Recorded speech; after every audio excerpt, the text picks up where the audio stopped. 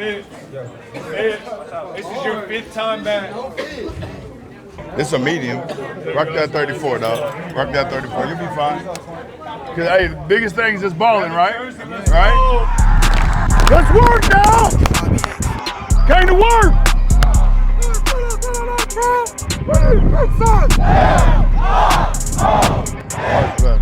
What's going on? Matt Malatesta, txhsfb. We are here at another then Randle High School for our second installment of the VYPE Spring Tour. Happy to get busy again because we've been on the banquet tour, man. I've picked up 30 pounds. You know what I mean? Like, we're just eating and smiling and shaking hands and all the good things. And Lord knows we're excited and we're happy. But 2025, Randle Lions haven't done anything. You know, that was 2024. And that's the biggest thing. And that's what I'm trying to get the young kids to understand. Like, hey, boys, it's a whole new year. And you guys haven't done anything yet this year. Landon Williams-callis exploded onto the scene. Did you see it coming? And now where does he go from here? Landon has been here before. And I've said that multiple times. That kid's been here before. He's got a very old soul. Like, when you talk to Landon, he'll just shake his head at you. He'll grin and smile, and he'll do whatever you ask him to do. But you have to have a conversation with him. Now, you also got to build trust with Landon. Landon's not going to just let you in. Like, he's not one of those kids that's going to let you in. But I've known him since he was in the 5th, 6th grade. So it's a different relationship I have with the kid. Come on, Lando. Go on, lead, Lando. Go on, lead him. Lead him. Come on. Let's get it. Let's get it. Let's get it. Let's get it.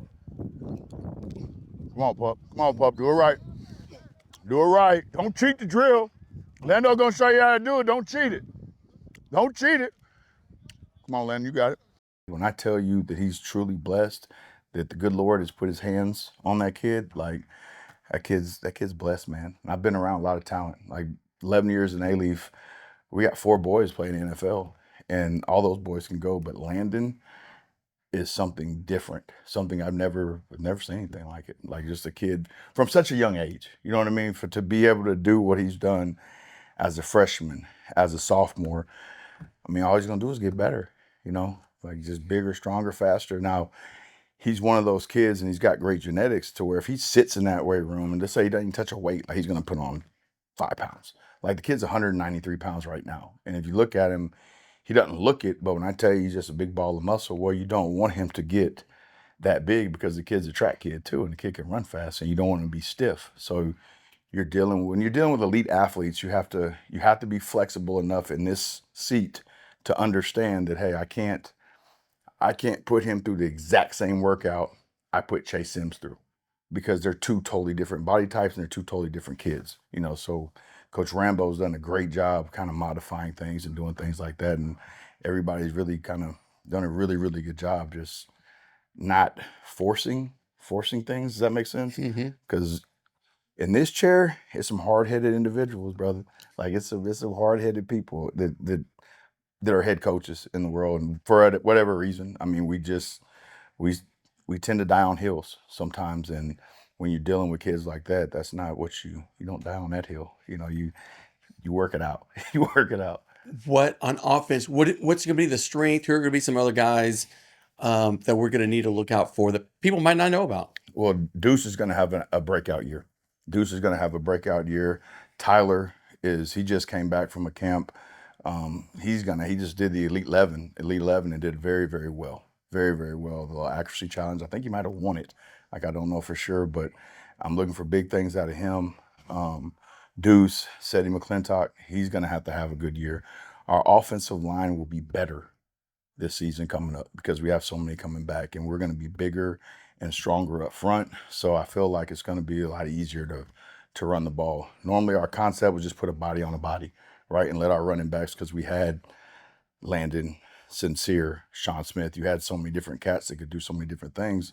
Well, now we can actually put a dent. We're going to be able to move people because Penny and those guys are big. They're big, strong kids. So I think that's what we're going to kind of hang our hat on that side of the ball. So you got Norel Dominguez. Yes, sir. This guy, is he a real person? We're just waiting for this cat to play some high school football. He's had some kind of, bouncing around and getting in the right spot. Now he seems like he's home. What is it going to mean to your defense? People don't realize that, and we call him Pac-Man. Like when I met him, it was Pac-Man, right? That's how he introduced himself. Well, this season, he played a huge part in it. Didn't play it down, but when I tell you that young man played a huge part in this, because how many people do you know at such a young age when the UIL tells you, hey, you can't play for whatever reason, how many people are going to still stick with their team and go to everything, would come to every practice and practice, participate? But he was such a vocal leader. A kid like that, you let loose. You just let him go. You let him go. Then you got to reel him in. I mean, you give him a longer leash than others, but his attitude toward the game, his attitude toward other teams, like I'd be a little intimidated. He's a man. You know, he's a grown man. When you see him, he's a big old joker too. Like he's not a small kid. He's a big human being and is not afraid to get in your face. And I personally love that. I think that helped Chase Sims because Chase is a really good kid. We have really, really good kids here, right? When I say really good kids, like really, really good kids, but good kids will get you beat. You know, they'll get you beat. You can have a great, oh, they're such great kids. They're so great. And you go 5-5. You know, like you have to have a couple of those kids that aren't afraid of anything, you know, to get the other boys going. And Pac-Man's one of those ones that we have, because you lose LeJalen Miller, because LeJalen was one of those kids that's not scared of anything. But LeJalen's just vertically challenged. He's a little guy, but as mean as they come, you know. But you get a Pac-Man and LeJalen, you got you something. Who else on defense that you feel like, hey, Chase Sims is a massive player for y'all last year on that D line, but who do you feel like might be some of those guys that are going to step up this season? Q. So we got Q coming back. Spires. He's gonna have to play. He's gonna have to play big. So he'll be an edge rusher. He's gonna do a heck of a job. Ryan Mallory, who was the defensive MVP of the game, he's got a bunch of offers and he can run. You know, and that's another thing. So you got him, Pac-Man. You've got Q. We got JL at the other end. On the back end, you've got Pat coming back, so he'll be a junior, and he's not a bad little football player. Now, you lose a Sherrod, it's tough. It's tough to replace a Sherrod, even Seabass. Like, the unique thing that we had is when you open the school, like this is our first 4-year graduating class, you know, and you have a bond with those boys. Like, it's weird, man. It's like a family. Like when I tell you it's like a family, it's truly like we're like a big family. And sometimes we fight, you know, like we could be dysfunctional at times, but majority of the time it's all love. And you just miss those boys, and it's gonna be hard to replace every last one of them. We're losing 38 seniors, you know, so it's gonna be different to look in that locker room and not see some of those faces that you've seen since they were 14 years old, you know. Finally, as the coordinator, like Randle is getting good at everything. Is it driven by football? It's kind of an iron sharpens iron type of thing, but just the state of the school as it relates to athletics is really exceptional. Absolutely. It's by design. We hired really good people. We hired really good coaches and gave them the autonomy to do them. Like, I'm not a micromanager. And it's funny because me and Christy Westbrook's our girls basketball coach. I hired her at May Creek. So she came over from May Creek with us. And we had a joust going because, I mean, that first year we weren't very good, but then they made the playoffs, right? So I said, okay, well, we got to make the playoffs. So then we make the playoffs. Well, then they won us up. Like, you just kept one-upping each other. And when they played for state, I told her, I said, hey, we're gonna win state now. Watch what I tell you. And sure enough, we did, because we just kind of build off that. Well, all the other coaches and all the other programs, they see that and they want to be a part of it, you know, and they've all done a great job.